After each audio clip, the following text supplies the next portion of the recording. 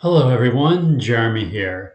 And in today's video, we're going to learn about how to recover from a Google slap in 6 months or less, and how to protect yourself from any future Google updates. So basically, I'm a member of a internet marketing forum, and one of the posts was by a woman who was recently given a Google slap on her website last year, and she lost 60% and more of her traffic. And now she's gained all her traffic back and more, even more traffic than before the Google update. So I thought this was worth sharing. This forum is called Fat Stacks Blog, and to be a member of it, you need to buy one of their products. So you can, Google that if you want, Fat Stacks Blog, to check it out. Okay, so I'm just basically going to explain what she explained in the forum post. So let's take a look. Her website is 2.5 years old, and it was growing nicely in a pretty competitive niche. She did everything white hat. There was 90% informational content. And in November 2020, she was earning the most that she's been earning with this website through ad earnings and affiliate content. Then on December 4th, her visitors and traffic took a big dive, 60% dive, and it dropped more than that over the next couple of months. So she checked the Search Console and nothing was reported. There were no errors or penalties. And usually when there's a Google update, you should just wait a couple of weeks and just wait for the dust to settle. So her review was that the post had dropped, but the drop was across the board. She had read that just hang on and see what happens. So a couple of months went by and she was kind of down, and I'm sure you can relate to that. You don't even feel like writing any more content once you wrote a whole bunch of content, and then you lose all your traffic. So then in March 2021, she decided to do something about it. So she went into her Google Analytics and printed off a report of the average post positions. Mid-November, before the drop, she got another report of average post positions after the drop, mid-December. So she combined the two spreadsheets. She could clearly see just how bad the drop was and on which posts. But she could also see some posts that didn't drop at all. They were still holding on to their search rankings pretty well. So what was the big difference? The posts that were still doing okay were clusters of topics, and they were very well interlinked. So it seems like the posts that were still ranking well had supporting posts underneath them which were linking to that post.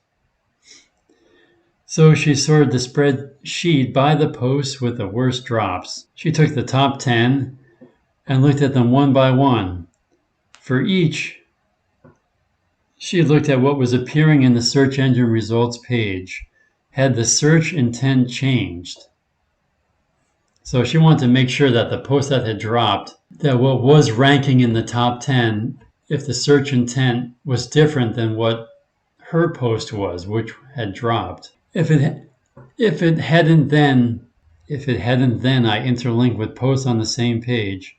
Okay, so if the search intent didn't change, then she interlinked that posts. So she created new posts with the intent of having a cluster of at least 10 posts on the same topic, all interlinked. If the search intent had changed, then she tweaked the post, interlinked it with other posts she had on the same topic, and expanded the cluster with fresh interlinked posts. She was laser focused on the search intent. Okay, I don't think she can write 10 articles on the exact same topic. They must all just be relevant or, and related.